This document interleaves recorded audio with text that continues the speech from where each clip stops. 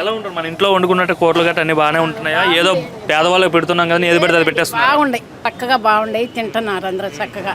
ఏమేమి పెట్టారమ్మా మీకు ఈరోజు? పచ్చడి చేసి పెట్టారు, కూర పెట్టారు, పెరుగు బాగుందండి. భోజనం మాత్రం బాగుంది. అది భోజనం బాగుంది. ఏం చెప్తారు చంద్రబాబు నాయుడుకి? మరి పేదవాళ్ళందరికీ కడుపు నిండాలని ఈ పథకం పెట్టారు కదా. అసలు చక్కగా తింటున్నాం. అన్నపుణ్యం అంట అందరూ తింటున్నారు చక్కగా. అది అదే ఒకవేళ అన్నా క్యాంటీన్ లేకపోతే పరిస్థితి ఏంటమ్మా? ఎక్కడ ఎంత పెట్టి కొనుక్కోవాల్సి వచ్చేది భోజనం చేయాలంటే హోటల్కి పోతే? చాలా డబ్బులు అవుతాయండి, అందరూ తినలేరు. ఇక అన్నపుణ్యం అంటనే తింటున్నాం. లోకేష్ గారి పుణ్యం అంట, అన్నపుణ్యం అంట. ఓకే. మరి గత ప్రభుత్వం వాళ్ళు ఈ పథకం పనికిరాదు, ఈ పథకం ఎందుకు వేస్ట్ అని చెప్పి తీసేశారు కదా. కాదండి, ఇది ఏ విషయంలో వేస్ట్ కాదు. ఇది చక్కగా పేదల కడుపులు అందరూ నిండుతున్నాయి. అది నేను అక్కడి నుంచి హాస్పిటల్ నుంచి వస్తాను, తింటున్నాను. మరి ఆయన పుణ్యమేగా. అది హాస్పిటల్కి వచ్చి ఇక్కడ నుండి వచ్చారు మీరు?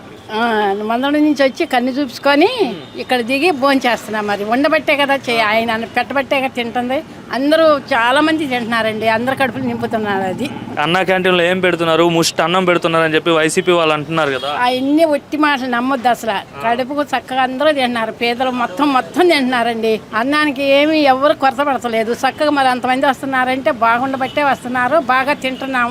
ఎలా ఉంది మరి చంద్రబాబు నాయుడు గారి ప్రభుత్వం వచ్చి 10 నెలలు అవుతుంది కదా, ఈ 10 నెలల ప్రభుత్వ పనితీరు చూస్తే ఏమనిపిస్తుంది? బాగుందండి, ఆయన ప్రభుత్వమే బాగుంటుంది. ఎప్పుడు మునుపట్టానే పెట్టించారు, బాగా తిన్నారు. మళ్ళీ ఇప్పుడు బాగా పెడుతున్నారు. అన్నపుణ్యం అంటే తింటున్నాం. మరి మందడం అంటున్నారు మీద రాజధాని ప్రాంతం, మరి ఎలా ఉంది? అమరావతి పనులు జరుగుతున్నాయా? జరుగుతున్నాయండి. చూసి ఎలా ఉండేది అమరావతి గతంలో? ఇక పాత రోజులు కదండి, ఇప్పుడు కొత్త రోజులు బాగా చేస్తున్నారు. లోకేష్ గారు ఇక్కడే ఉంటున్నారు కాబట్టి బాగా చేస్తున్నారు. అది